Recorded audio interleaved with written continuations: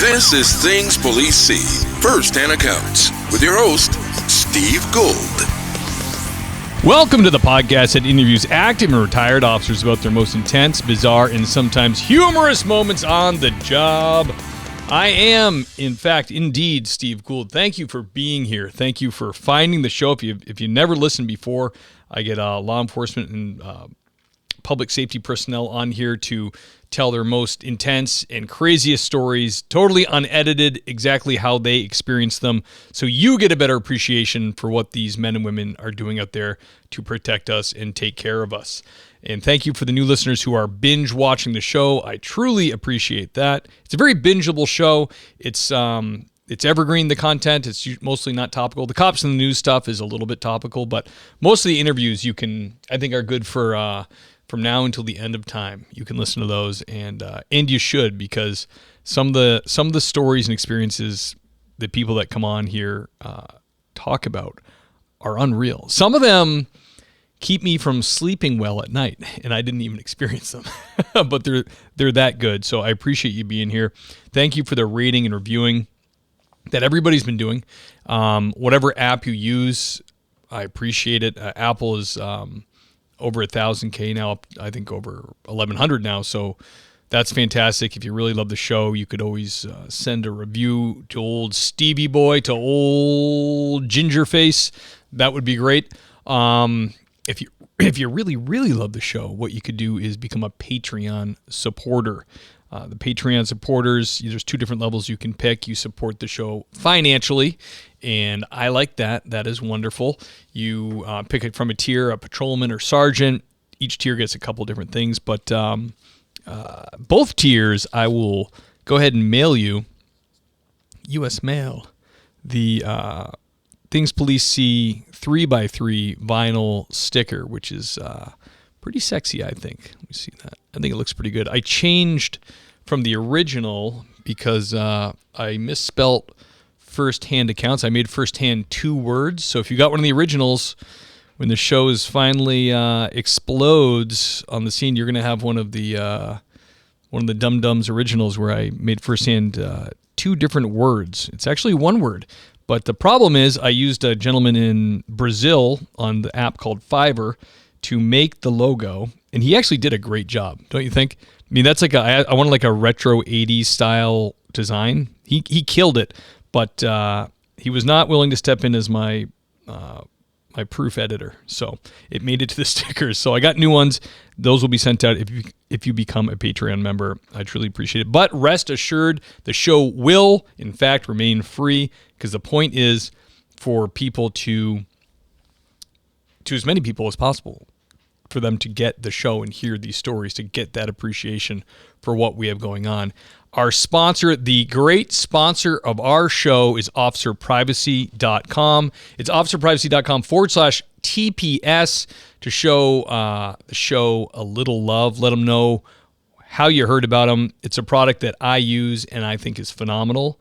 There's no reason for law enforcement, public safety, fire, security, any profession like that where you could be in the spotlight, or you could have someone who hates you, which we all know will happen, can easily find you online. So your private information is all over the internet, and it puts you at risk. Let's face it. You don't want a crazy or a criminal showing up at your front door to your family, especially when you're not even there. You don't want that to happen. Why not make it way more difficult for these people to find you, to find where you live? Guys, we all know how it happens. You get in a righteous shooting, they put out the 7-second clip that makes you look terrible. The nation makes their decision on you, and they're at your door because they can Google you and they can find you very easily. There's tons of databases out there that compile all of our information and have it accessible. Well, officerprivacy.com helps you remove yourself from those databases. They're LEO owned, and they made it their mission to help officers take their privacy back. I've spoken with the owner. He's a great guy, and he's really, really passionate about this. Like I said, I got it done, and it's really satisfying to get that report that shows you where you're listed. They've requested that you be removed. You get a second report, and all of a sudden, you're off all these major databases. It just feels So good. The customer service is top notch, and they are very, very good at what they do. It's officerprivacy.com/TPS. The link, to make it easy, the link is in the show notes. Click on it. Check them out. To get their premier service, it's like half an overtime shift. It's well worth every penny, guys. So get it done. All right, today on this episode, we have one hell of a guest. Very interesting background. He was recommended to me by Sandy Wall, a great guest we had on, the Wall Banger. Sandy was a great guest, had some great stories. He's really well known nationally in law enforcement because of the work he's done with SWAT. Well, he worked with this gentleman in SWAT. This gentleman was like a tactical paramedic on a SWAT team, and that's where these two met.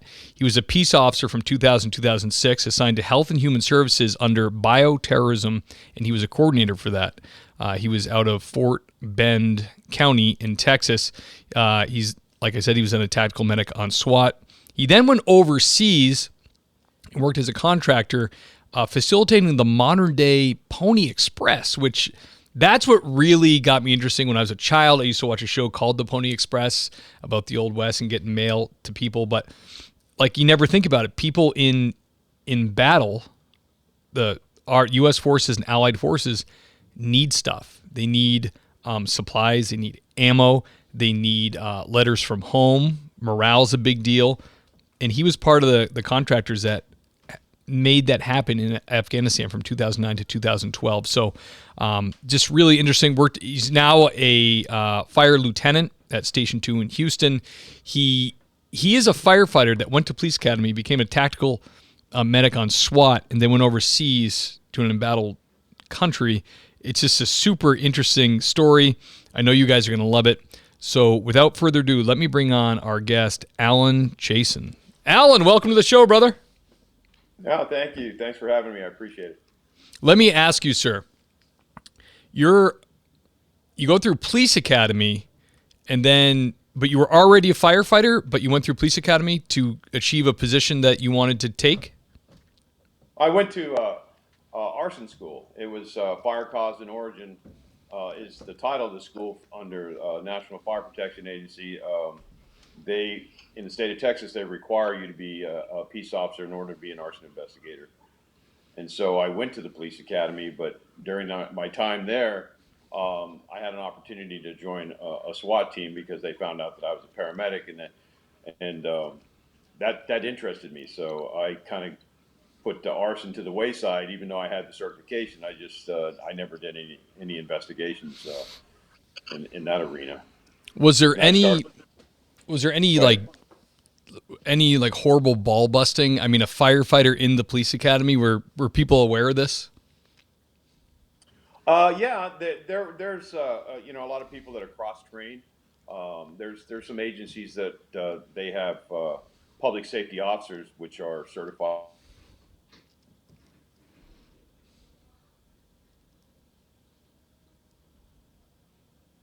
I lost your brother. Yeah. 837. Are you still there, brother? I'm here. All right, yeah, I totally lost you. You said you were cross-trained for paramedic stuff? Totally gone. Let's see if we can get him back. Hopefully he calls. The people on YouTube watching, just know I don't edit YouTube at all, so you're going to have to wait while I reconnect with Alan. I think his internet connection is not great, which doesn't seem to be that uncommon in Texas in the area he's at, because I've had past guests on had the same issue.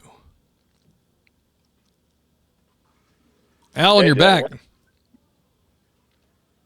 How's your internet connection, brother? Do you have Wi-Fi? Yeah, I have Wi-Fi. It looks like I've got 4 or 5 bars here. Looks pretty good. Yeah, it's just a little slow and delayed. Yeah, it could be the iPad. Oh, okay. Do you want to try using an iPhone or? Yeah, I have an iPhone. I don't know. Is the iPad older? Yeah, it is. Definitely.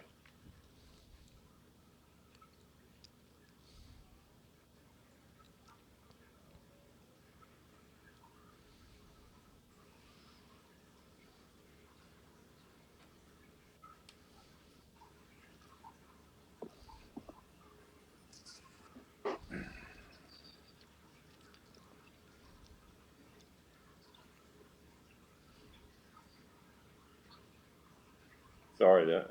Okay, let's try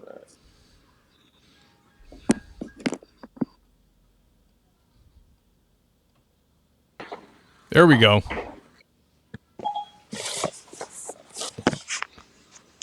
Hello, can you hear me? Yeah, it actually sounds better and you look better. Camera adds 20 pounds in 30 years. All right, brother. Let me mark the time here, 10:57. So you were cross trained. You when you left the police academy, you got asked to join a SWAT team, and the fire department was okay with that. They were like, "Yeah, go ahead." Well, I had just went from a paid firefighter to a volunteer firefighter. I crossed over because I was getting ready to retire. So yeah, they were all right with it. It would have benefited them in terms of having an investigator on staff. Should I have worked on the arson side of it, but going to the SRT, it was basically the same thing. You're volunteering your time over there. That's actually where I met Sandy because he conducted quite a bit of our training for us. What do they make a paramedic do in terms of SWAT stuff? Do they make you try out, or do they just give you the basic with firearms handling, and then your main thing is just medical stuff?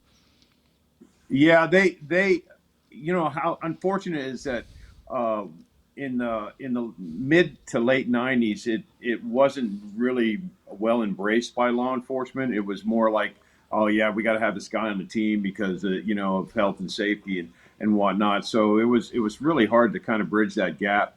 I'm fortunate enough to work with a lot of guys that wanted that kind of training because they wanted to be independent when it came to special operations. So what I started doing was training them in tactical combat casualty care, and they in turn trained me in weapons and tactics and things of that nature. Okay, so were you on call just like any other SWAT member? Like you had to respond when a call came out? Yeah, with the ERT in the city that I worked for in Rose, whenever they got toned out, our pagers went off as well, and then we would meet at a pre-designated spot, and then we would either go out. A lot of their operations were high-risk felony and narcotics warrants and stuff like that. Far and few between barricade and active shooter stuff. Even though we did active shooter training, so we kind of knew in advance when we were going to go on a run. So we did have time to prepare. So you're telling me this was a volunteer basis, like you weren't paid to go with the SRT team? Well, I was a firefighter, and so if I'm working for the city and the city police agency, the only thing that they required was an agency letterhead, so that I received training from Contoms and Thames. As long as I had that endorsement from the police chief, I got paid my firefighter salary. Okay, and that was a like a part-time basis type salary. No, it was full time hourly. So if I was going to get called out, however many hours I clocked in on the ERT would have been the same amount of money that I made as if I was a firefighter. Okay, As I long gotcha. as the time there were two of us actually. So if I wasn't available, then one of the other medics that was on the team was available then. What do they have you suited up with? Do you have an M4 and a handgun, like standard stuff? No, we didn't carry weapons. We were just Really? kind of in the back row, last man through the door, so to speak.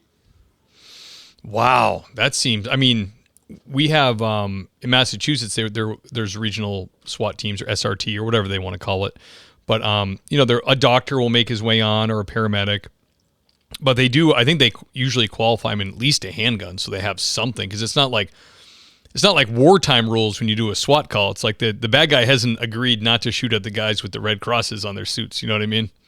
Right. Well, we did that training. We did weapons training, including forward weapons. So there was a lot of training involving weapons, but we weren't authorized to carry them at that time.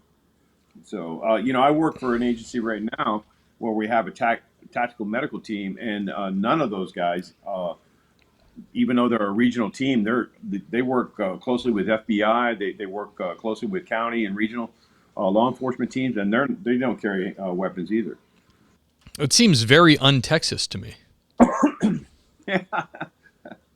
Everybody's got a gun. Everybody knows how to use a gun, and if there's one laying on the ground and the time, and the situation requires it, you're trained to pick it up. You're trained to make it safe. You're trained to do remedial actions and all kinds of other things.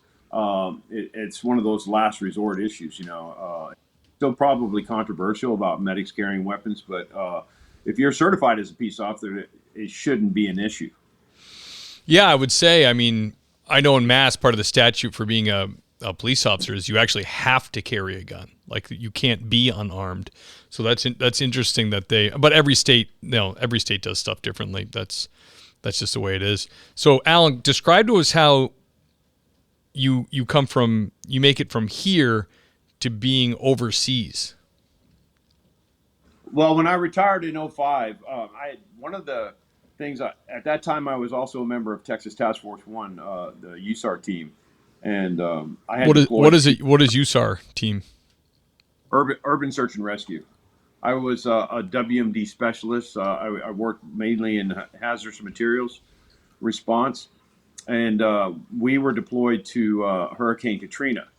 And when I was there, I met a bunch of guys from Blackwater that were doing. They were security contractors. They're providing security against looters in New Orleans, and so they're the ones that told me about the positions in Iraq. So I applied based on their referral as an international police liaison officer. I was going to go over as an IPLO and train Iraqi police, and I got hired by DynCorp International. When I went overseas, they found out that I was already certified as a paramedic, and I think the need for paramedics was greater than the need for police trainers. So they transferred me over to a PSD team, and I started doing combat medicine on the Shark teams in Iraq. What does PSD mean? Personal security attachment. Okay. Wow. And so we had a contract with CivPol, which is Civil Police, and CPAT, and they handled all of the wardens and the international police liaison officers. So we're basically our clients were police officers that we were picking up from the BIAP, which is Baghdad International Airport, and taking them to the Ministry of Interior, to the Baghdad Police Academy. We'd run missions on a daily basis with 10 teams, 10-man teams, and each team had a medic that was assigned to that team. Wow. And I was on Shark 5 as one of their medics. So crazy to me. There's so much involved in war and occupation in another country that I never even thought of any of this stuff. Like, this is, of course, it's needed. So when you're over there, are they arming you guys for those missions? Oh yeah, fully armed. And then they when you qualify, you have to qualify with a number of weapons. So their DynCorp issued M9 Berettas. We carried the M249 SAW. We had M240 Bravos. We had MP5s, Navy MP5s, and several other weapons. Of course, foreign weapons as well. So you got trained in AK-47s, PKMs, PK7s, stuff like that. So, Alan, were you married at this time? Yes, sir. How'd you pull that one off? Better to ask for forgiveness than it is to ask for. I would. She knew I was going overseas. I just don't think she knew how bad it was going to be. It was pretty dangerous. But I tried to make light of it. Tried to avoid a lot of the heavy questions, things like that. So let me ask you, why did you want to do that? Like, I mean, twofold question. Why did you want to do it? And then also, was the money really good? Yeah, the money was primarily the reason I did it in the first place. I had retired, but I wasn't drawing in benefits, and I could have probably got a job as a Walmart greeter or something like that, but I wanted to make a little extra money so that, we could have some nicer things, pay off a few debts and whatnot. And I thought that I would do it for a couple of years and then call it quits right after that. But it just one contract led to another, and it didn't end for another 8 years. Wow, you did it for 8 years. So part of you have to be, I mean, a certain type of man wants to do stuff like this. You obviously are like a somewhat a thrill seeker, somewhat you're not adverse to risk. Like you're a brave person to want to volunteer to do that, money aside. There's so many monikers and a lot of misinformation about contractors, where people think that we're mercenaries. They think that we're adrenaline junkies. We're thrill seekers and things of that nature. But for the most part, I wanted to be able to, I was really attracted to that team concept. When, as an IPLO, I just figured I was going to be teaching school in a classroom somewhere, maybe showing people how to do checkpoints and search and seizure and things like that. But when I got assigned to these guys, I mean, they were from all over the world: South African, Australians, Britons, New Zealanders, everybody. And it was a really good mix. And when you start running missions with these guys, and you're in the high risk, high threat environment like that, you develop these bonds. And I really, that's the thing that kept, wasn't so much the money anymore. It was more about the brotherhood. And I enjoyed working and living with these guys, training with them on a daily basis, and we became brothers. We're still brothers. I've got a page up on Facebook solely for the Shark Teams. I've got a page up that's solely for the Pony Express, and we communicate with each other using that mechanism. Yeah, absolutely. Men need that type of thing. Absolutely. That kind of like camaraderie, that kind of, and you're doing manly stuff. You're out there at risk, fighting, protecting. That's really cool, man. How did you get to come home at all? Like, were there breaks? Yeah, they had a pretty good leave rotation. I think it was 105 on, 30 off. But you have to understand, like the way the tax thing works. You get like 92,000 a year tax free, but you're still got to pay taxes on the remaining 65, $70,000. And one of the things that they required in order to qualify for tax free is that you got to be out of the United States for 330 days consecutive.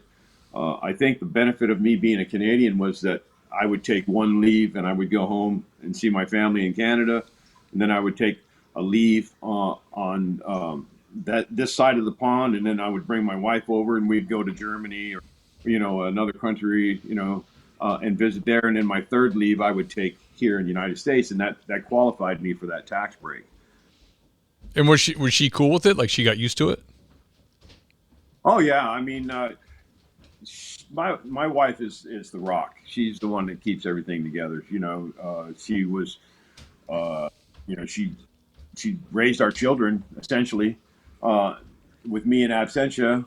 She paid all the bills. She set us up really nice financially so that we'd have a good retirement, and she took care of me. And all I did was just go over there and make the money and hope to God I didn't get killed.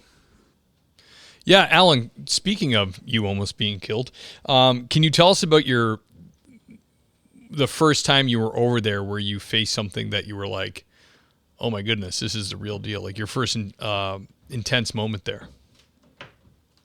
Well, we get shot at all the time. There are certain situations where even though we're defensive, our posture's in nature.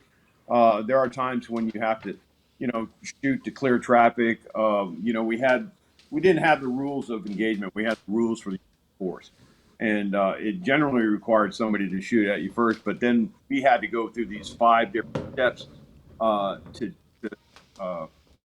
keep the enemy back, which was to warn, shout, shove, show your intention to shoot to immobilize a vehicle, and then finally shoot to kill. So these like 5 steps before. By the time that all that happens, you're putting yourself out there. And so the first time for me was basically as a QRF. Somebody else had gotten hit, and we had to go out there and What's a mitigate. QR? What's a QRF? I'm sorry, Alan. So many acronyms we don't know. A QRF is a quick reaction force. So if a team gets hit, we have to go out there and cross deck them and get them off the X and whatnot. And so when you're dealing with something like that, you kind of know in advance what you're supposed to do when you get there. But when you get there and it's all chaos, you're still on the X, you're still in a combat zone. There's a lot of things going on, a lot of moving parts, and you just concentrate on your job and you worry. My job is to take care of the injured. Somebody else's job is to set up the perimeter. And another person's job is to coordinate cross-decking these other guys into the vehicles that are mobile. Somebody else's job would be to either tow or push another vehicle off. So everybody was trained. Everybody had a certain thing to do. And as long as you did your job, everything kind of gelled. It all came together. Can you explain to us the Pony Express setup, exactly what that was and what your job was?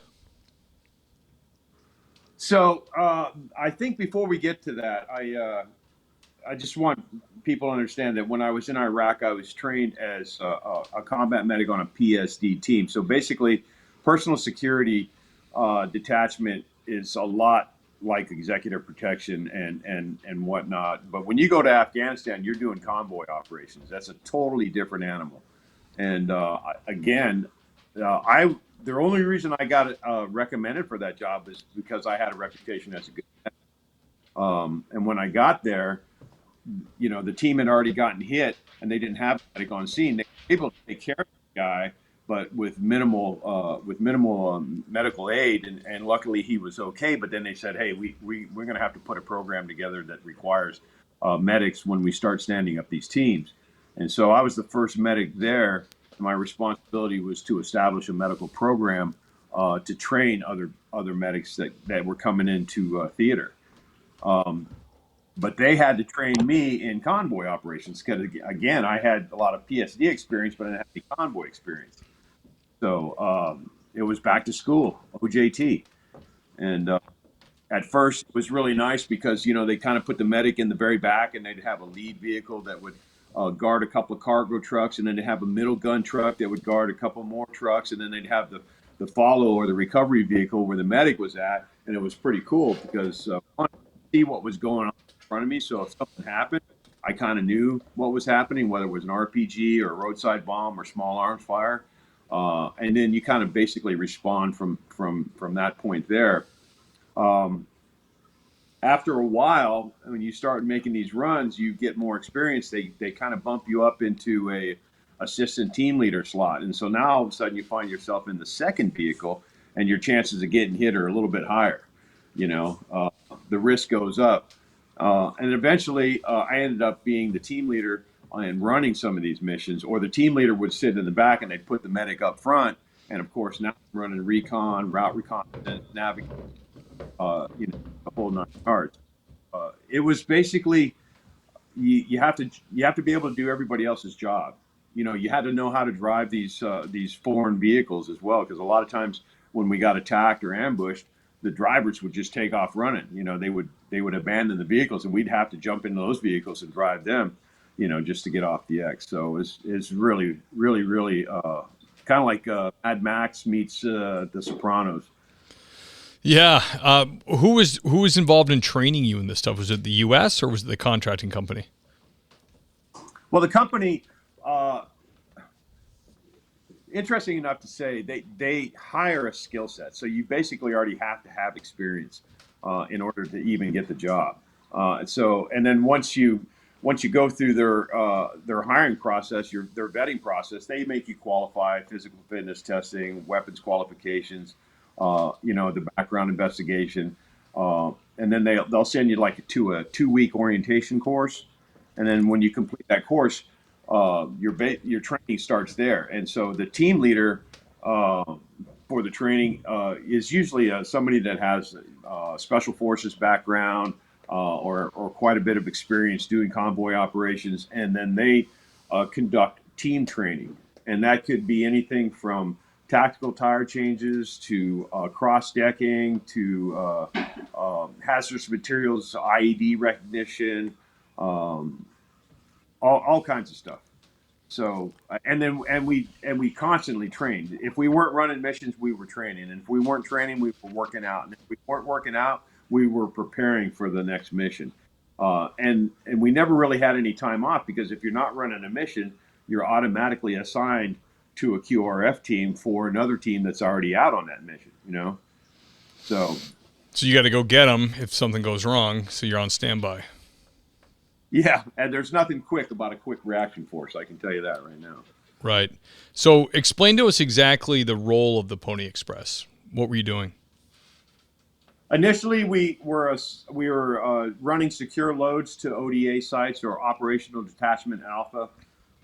Those are special forces locations throughout Afghanistan, and they needed fuel, ammo, food, weapons, sometimes vehicles, critical supplies. And based on the success of that, now the Army had the contract to deliver the mail, but it was never a priority. And a lot of times when the Army was assigned maybe a route clearing mission, a hunter killer mission, defensive operations, the mail sat there for weeks on end, and because it wasn't a priority. And so these guys weren't getting their mail, and they figured, oh, hey, this these guys have been running missions back and forth between Kabul and Kandahar with a great deal of success. Why don't we just give them the mail, and they can take it while they're delivering these other loads? So it kind of attached onto the previous contract that we had. And then eventually we signed a contract with the Department of Defense, and that's when they became known as the Pony Express. Interesting. So these are actually letters, maybe from home, for that soldiers would get, care packages. Care packages, and we handled incoming and outgoing mail. So there's these soldiers and Marines, sailors, airmen. They're writing letters home, and we're delivering that stuff back to Bagram and other points like Kandahar, so that they can get shipped out back to the United States, or whatever country they were from. Alan, can you tell us about the first time when you were doing this that you had a live fire incident? It wasn't really a live fire incident. It was some bandits had set up a roadblock, and they had the RPGs, and they were going to try to get a quick steal. But when it happened, we just went ahead and rammed the blockade, and then kept on going. Our mission is to never stop for anything. The only time we stopped was for fuel, and when we did that, we dominated a fuel point. So nobody came in, nobody went out, and we just rotated the trucks. So we had guns up the whole time. There were times where people are shooting at you, and you just keep on driving, and you can hear it pinging off your vehicle and whatnot. And there were missions that we ran where they kind of push a rabbit out in front, which is a recon vehicle, and I had been shot at a couple of times where I had called contact to the rear gun trucks, but by the time they get through, the threat has already been diminished. So, what's it look like where you're traveling? What is the landscape? Afghanistan it's really weird. It's a beautiful country. A lot of mountains. You can see iron ore throughout the mountains. It kind of leaves a red tinge. There are snow caps on some of them where the peaks are really high. The cities are terrible, though. You get into Kabul and Kandahar. It's open sewage, a lot of low-hanging smoke. It's got a certain odor to it, where people are just burning tree roots and whatnot to stay warm, and it's dusty because the road and infrastructure really isn't that well put together. Regardless of the efforts of America to try to make things better, it just never really got to that point. Some of the roads were the worst. I'm picturing Mojave Desert type of stuff. In some places, yeah. It was like that. Then there were maybe some villages and whatnot where you see galots on the side of it. They're all made out of mud and whatnot. It's definitely third world living, but you just kind of get taken in by the beauty, but you still have to concentrate on the task at hand. And when you're out on a mission like that, you got to have your head on a swivel. So, yeah. Did you have any interaction with the local people? What were they like? a lot of times, I'll start off by saying that this book that we're talking about here is about Ed Ford, who was my team leader. So most of the stuff that happens in this book are what happened on his team. And I just wrote that. It was easier for me to put myself in his shoes because I knew what he was going through, and I had been there and seen a lot of stuff. And of course, we have a bond there. We share that brotherhood. So he shared a lot of stories with me, and I just put everything according to a timeline into the book, and then he would go ahead and prove what I had written. We just went back and forth for a couple of years. But a lot of times when we were dealing with elders, it was a contract that we had called DGI, and their mission was to find all these Soviet wellheads that had been established during the Soviet invasion, but they had been intentionally marked off the grid for about 20 kilometers in any direction. So we'd have to go quite often through minefields to find these villages, and then we'd have to find the village elders and ask them if they had seen stuff sticking out of the ground or if they knew what the Russians were doing, and they would point us in the right direction. And of course, the client, they would determine whether or not these wellheads were functional, whether they were repairable, or whether they had to be destroyed in place. And most of the time, the team leaders are the ones that dealt with it. It would be better for me to stay in the vehicle should something happen to them, because I'm in a better position to respond as opposed to being out there with them guys, and then something happens, and then everybody gets wasted, So it was set up that we always have a guy in the vehicle to maintain comms and some way to get off the X. So the people are it's like villages, and there's like a board of elders. It's all like the older men of the village kind of run the place. Yep. Never got to go in there and smoke the peace pipe. Never got invited, huh? Well, yeah, I've been invited a couple of times, but like I said, for in the general interest of the team or safety of the team, if I didn't do it, somebody else would have to stay back and maintain the vehicles, And these people, like most of these villages and stuff, what is their connection to terrorism? Are they kind of equally as terrorized by the terrorists? Yeah, in a lot of cases, where you get proxy shooters and proxy bombers because they're extorted or held hostage, kidnapped or whatnot. Threats are made against the family, and if they don't do something against the infidels or Americans or coalition forces, then their families were threatened with rape, murder, and whatnot. So nuts, man. So, Alan, can you tell us about like your most intense moment working for the Pony Express? It's the dumbest thing, man. It's I overdosed on Red Bull. As funny as that, we got caught in an ambush that lasted for quite a few kilometers, and we have our gun truck has blast doors on it, and the Red Bull's in the cab of the truck, and the water's in the back. I had the blast door open.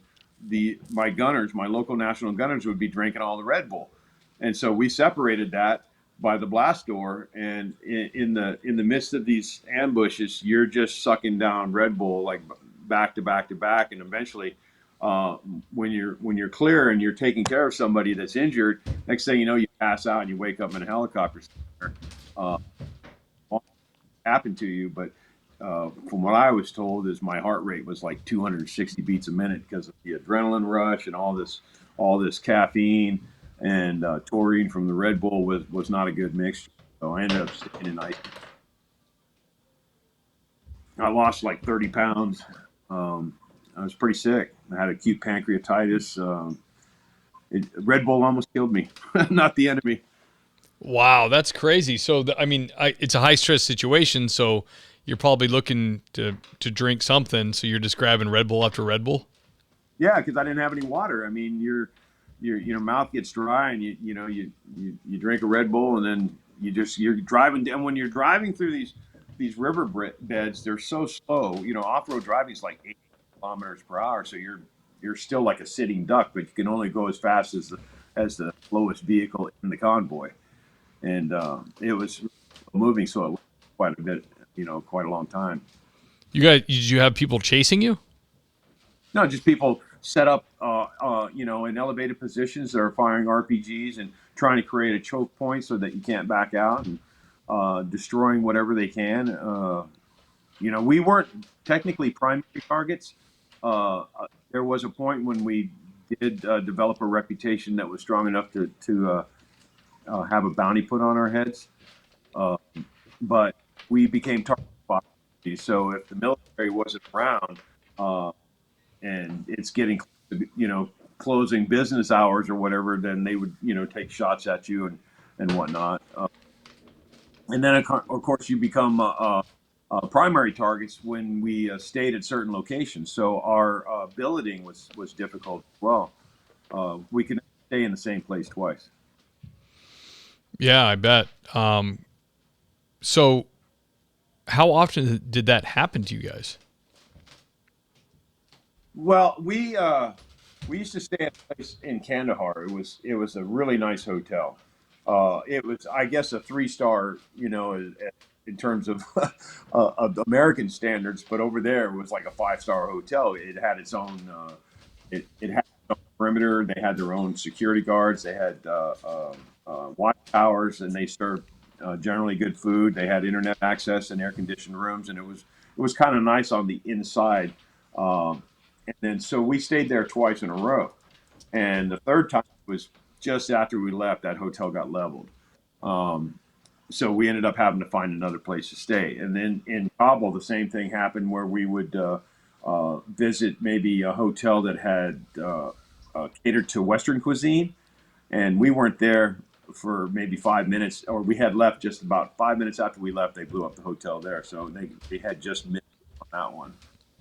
And then there was a place that we used to do our shopping at that was a grocery store. They called it Spinneys, and I think they missed killing one of my friends probably within minutes after he had left. They blew it up and actually radiated blast injuries from that one because they were such close proximity. So, and there's a lot of other things that happen that you're there. Like you might not even be the target. Our villa in Kabul was right next to the Indian embassy, and when that got bombed, we had a lot of fallout.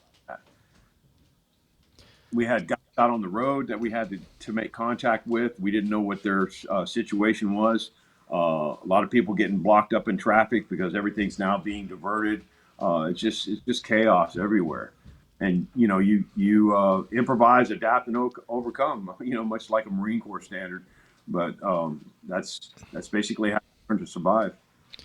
Yeah, it reminds me that a political cartoon I saw of like a American soldier going in to Afghanistan, and to the right on the ground is a dead Russian soldier, and that's a skeleton. It's kind of like a kind of just being. It was kind of getting after like the Vietnam idea. It's like we'll never dominate Afghanistan. There's just, for all the reasons you just said, it's guerrilla warfare.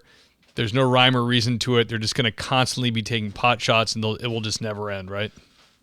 Yeah, it was, and it's strange, and it transcends to when you're coming home. It's like the first time I got home, and I'm driving with my wife, and all of a sudden I swerve to the left because there's this dead dog on the side of the road, and my wife's going, "What are you doing?" And I'm just going, "You're thinking IED, but your mind caught up to, hey, you're back at home. It's cool. Nobody's trying to kill you here."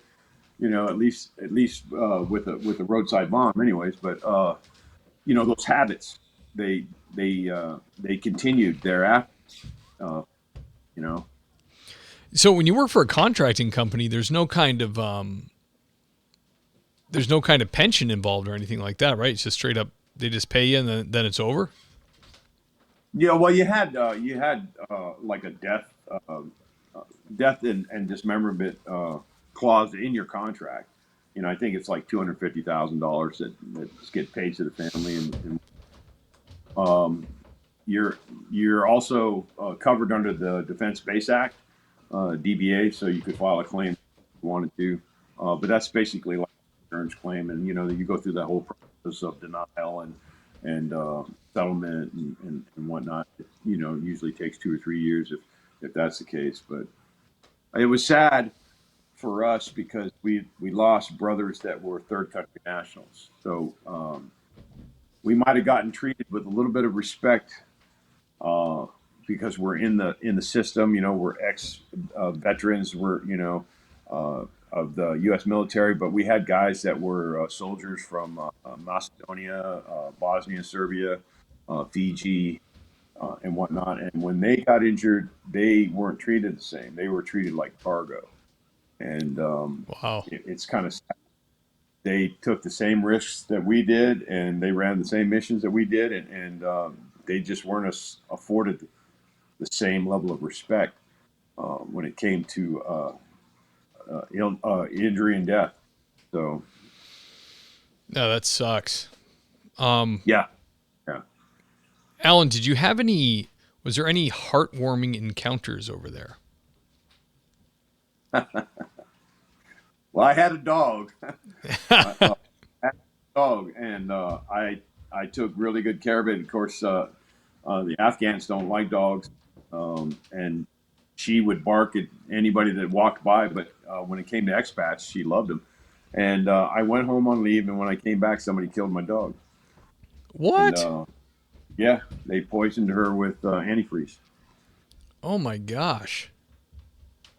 And so that you're looking over CCTV surveillance footage, trying to how far back does this go? Who saw this? Who saw that? Because you're out for blood, but nothing you can really do about that. Nobody's going to fess up to obviously killing my dog, but then we had other instances where the tower guard saw a ghost and he opened fire on one of the other towers, and so none of these guys would go back to work until we hired a medic to come in and do an exorcism on the compound. And it's just their beliefs, and Were they Muslim? These guys? yeah, yeah, all Muslims. So they saw a ghost? That's I think he fell asleep and he pulled the trigger and he blames it on. It was the ghost. Yeah, had to fork out $200 for this imam to come in and bless the towers and perform this exorcism before the rest of the guys would go back to work. But everybody knows the truth about it. What's really strange is that even though these guys work for you, you could never turn your back on them. You were armed 24/7. You took a shower with your gun. Yeah. And when you walked to the cafeteria, you walked with somebody else and he had your back and you had his back, and that's just the way it was. Even though you saw these guys on a daily basis and everybody's waving, you just didn't know who to trust. So letting your guard situation is complacency kills. Man, that's a tough way to exist 24 hours a day. It's exhausting, but then you start to develop these habits and these routines that help you do certain things. Of course, we were always tried to remain what they call time, place, and predictable. So we never left at the same time. We never took the same route, and we always had alternative routes that were planned out.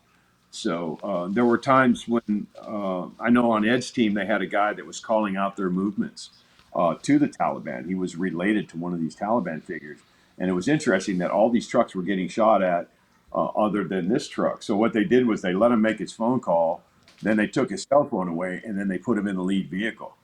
And now this he's shitting bricks because he thinks he's going to be the next target, and he's going, "Hey, don't kill me, don't shoot at this one." But there's nobody that he can call to tell him not to, and that happened a couple of times. And eventually, he ended up quitting the job because he knew that we were on to him.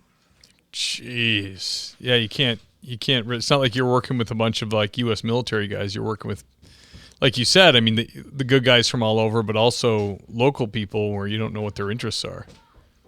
Well, yeah, and that's OPSEC. The other thing is, what does OPSEC mean? Operational security. Okay. But it's difficult when you see what the overall objective is. This company that we work for can't work in Afghanistan without an Afghanistan counterpart. So the company was called SOC, and then the counterpart was called SOC-A, which Afghanistan, and they hired their own personnel, and the whole premise is to stimulate the economy, is to get American dollars to support the Afghanistan infrastructure. But these guys are so crooked. Who's to say that an operational security license or a license for arming authority or even to get vehicles in the country costs a amount of money? You just have to basically take their word for it that that's the price, and then usually pad that with an extra $20,000 to kind of move your paperwork up to the top just to get things done. So they called them expedition fees, but they were technically extortion fees. So Yeah, it's tough, and man. We've had.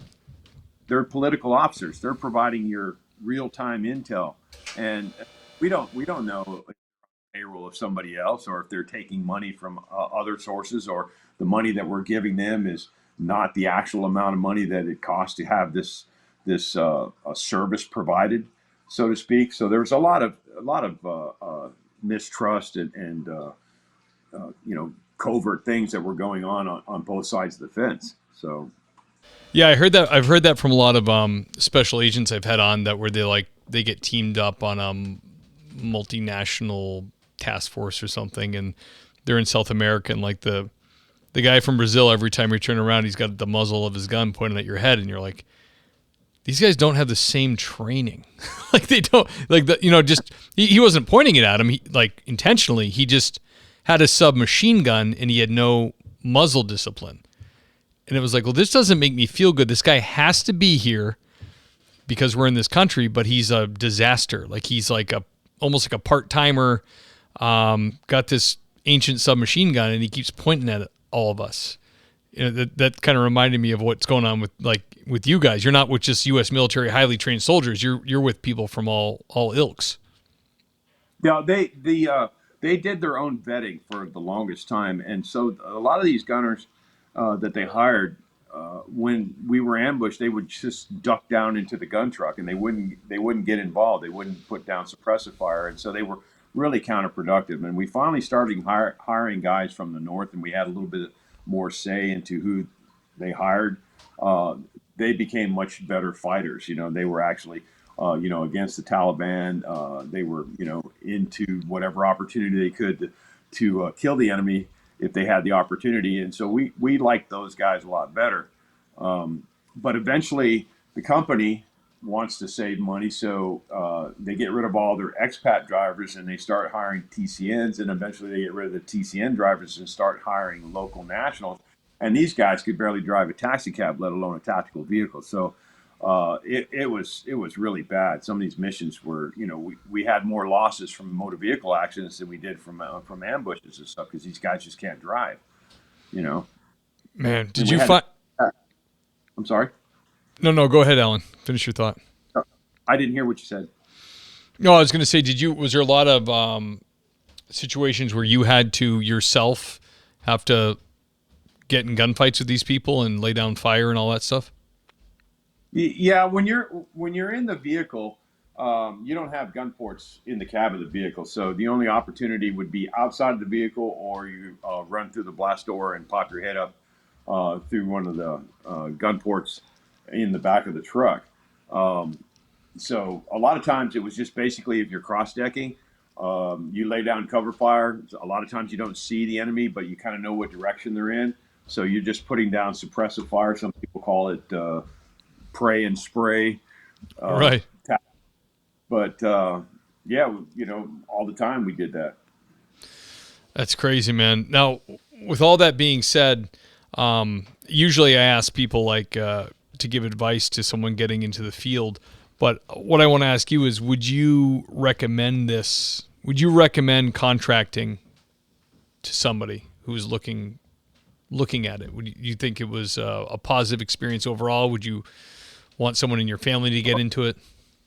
Yeah, I would, but I would recommend a certain type. There's all kinds of contracts that are out there. There's government contracts. There's non-governmental organizations. There's private industry. And definitely don't ever accept a contract where you can't be in a position to defend yourself. I have been given a lot of job offers to go overseas, and those positions for medics are unarmed. I would never take that job, regardless of the pay, because now you're putting your life into somebody else's hands, and then you have to be able to trust those guys to protect you. and you just don't know that to be the case. So if I would not recommend it, but if I was going to, I would say get a job that allows you to carry firearms so that you can protect yourself. So yes and no. Yeah, absolutely. I agree. So when you, after doing that for 8 years, there must have been such a contrast. You touched on it a little bit before, but there must have been such a contrast when you come back to America and you're going to all these places and it's just free, open, no gunfire, no violence, a million soft targets you can see in around you, and everything's fine. It just must be, you must have just had such a great appreciation for America when the times you came home. Yeah, it was kind of difficult to decompress. I mean, it allowed you the time to do that. I think being with your family had a lot to do with it. But even my family noticed subtle change. Not that I was suffering from PTSD, but I had a lot of insomnia. I was a lot more short-tempered. I wasn't cordial. It was like pass the fucking salt instead of, that kind of thing at the table. Right. You're using all this bad language, type of a deal. But I when we wrote the book, that was really therapeutic for us. So putting pen to paper was a big plus. So tell us about the book, Alan. Well, it's from 2009 to 2012. It's a story of Ed Ford, who was a team leader. He is the only person at SOC to have worked every position from the ground up all the way to the program manager. So he's held every position in the company. He's lost more men. We had 10 guys killed in a 3-year period. And for the most part, it was his team's involvement in a lot of these attacks and ambushes and whatnot. So what happened was he had his memoirs, and I had I had a journal that we kind of just married the two together. And then with his memoirs, he had a lot of mission specs. And so based on the op boards, we were able to create a timeline. And we put the chapters together based on the timeline, and then we would go back and forth for a couple of years until it got to be a workable project. And we finally hired an editor that went through it with a fine-tooth comb, and now we have the book. It was originally titled The Pony Express, but there's a group out there that I guess has a trademark on the name, and so we got a cease and desist name, so we changed it to Postcards Through Hell. And where can everybody pick it up? It's on Amazon, Kindle, Barnes & Noble, and we're working on an audio version now. Excellent. Yeah, I'll put a link in the show notes to the book. Everybody can pick that up. Clearly, Alan and Mr. Ford have some pretty crazy experiences to share. I'm sure it's a riveting book, so I'll make that easy for people to get their hands on. And Alan, honor to have you on. Thank you for coming on, man. I appreciate you having me. I really do. I think when we get done, we'll talk on the side, I guess. Yeah, absolutely. If you can hang on just for a couple of minutes, I'll do the outro and I'll get back at you. All right. Thank you. All right, brother. The great Alan Chasen, everybody. Crazy story. Crazy career path. Very interesting. Honor to have him on. That was really fun. Guys, thank you for being on the podcast and listening to us and all the downloads we're getting. We're getting about 40K a month, so that's fantastic. And this is the time of the show where I go ahead and I thank the Patreon sponsors. Who I'm talking about is the great Andy Biggs, Greg Gadboy, Adam Mihal, ladies and gentlemen, the great Chris June, Gary Steiner, everybody, 2-time guest, Jake Pinito, Jake my man, John Shoemaker, ladies and gentlemen, Lauren Stimson coming at you, Lane Campbell, the handsome Lane Campbell, everybody, Seth Wright, James Rose, everyone, the great Tony Fahey, quite a guy, that Tony, Ben Peters, everyone, Braden Walker, Jason Lau, the great Mike Wynn, Sasha McNabb, always love to see ya, the great Scott Minkler, everybody, Tammy Walsh, holding it down at dispatch, William James Long, that's Deputy William James Long to you, sir, Sean Clifford, good to see you, buddy. Dennis Carrasquillo, everyone. Iceman from Motorcraft Chronicles, the great George Tessiero, see you at church, buddy. Nick New, Scott Young, the great Tom Connell. Wayne M. Miller, retired ATF and author. Check him out. Dan Carlson, Burley Boards. Check him out on Instagram. Amazing woodwork. Doug and Kelly Newman. I'll see you at church. Dave Ellman. Elliot Sykes. The great Richard Tolles. Keep on trucking, brother. Christian. Be safe out there, my man. Brad Thompson. Jace Crow. Kyle Roberts. The great Nancy Hammond, everybody. Zach Haney. Clark Lockhuff. And the great Adam McMahon. You guys keep the boat afloat. You keep the show going. Like I say before, I go to pay the bills at the end of the month. And there you guys are, picking up the tab, keeping the show going, so I don't have to spend my own money to do the show. And I absolutely love it. And don't forget to check out our sponsor, officerprivacy.com/TPS. Great company, great product. Highly recommend. Guys, I will see you next week.